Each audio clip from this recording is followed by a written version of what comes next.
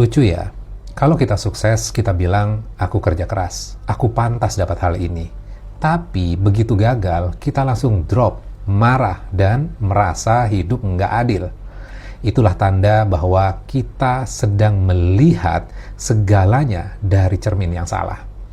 Kita pikir semua karena diri kita, padahal ada tangan Allah yang diam-diam menuntun setiap langkah. Kisah Zulkarnain dalam surat Al-Kahfi mengajarkan hal itu dengan sangat indah. Suatu hari dia bertemu satu kaum yang hampir putus asa. Mereka berkata, "Wahai Zulkarnain, sungguh Ya'juj dan Ma'juj membuat kerusakan di bumi. Dapatkah engkau membuat dinding penghalang bagi kami?" Mereka tidak minta kekuasaan, tidak minta harta. Mereka hanya ingin rasa aman. Dan Zulkarnain pun membangun tembok yang besar, tembok yang melindungi mereka dari kehancuran. Tapi ketika semuanya selesai, ia tidak berkata, "Ini hasil kerja keras saya." Ia justru berkata, "Hadza rahmatum mir rabbi." Ini adalah rahmat dari Tuhanku. Satu kalimat sederhana, tapi disitulah letak kebesaran seorang hamba. Zulkarnain tahu, kekuatan sejati bukan datang dari dirinya, tapi dari rahmat Allah yang mengiringi setiap usaha.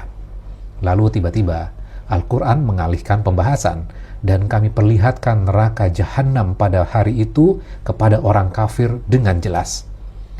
Sekilas seperti pergantian topik, padahal sesungguhnya itu adalah perbandingan. Zulkarnain melihat Allah di balik setiap keberhasilan.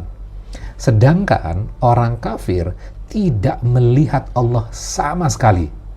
Mereka hanya melihat diri mereka, menyanjung kemampuan, memuja logika, dan lupa siapa yang memberi kekuatan. Dan kalau kita jujur, kadang kita juga begitu. Saat berhasil, kita bangga. Tapi saat gagal, kita hancur. Karena kita lupa bahwa semua yang kita punya bukan hasil dari tangan kita, melainkan rahmat dari Tuhan. Maka pelajaran dari kisah ini bukan tentang tembok besi, tapi tentang tembok di dalam hati yang membuat kita tetap tenang karena tahu siapa yang sebenarnya memegang kendali. Karena pada akhirnya yang membedakan orang yang sombong dan orang bersyukur bukan banyaknya hasil, tapi sejauh apa ia mampu melihat Allah di balik segalanya.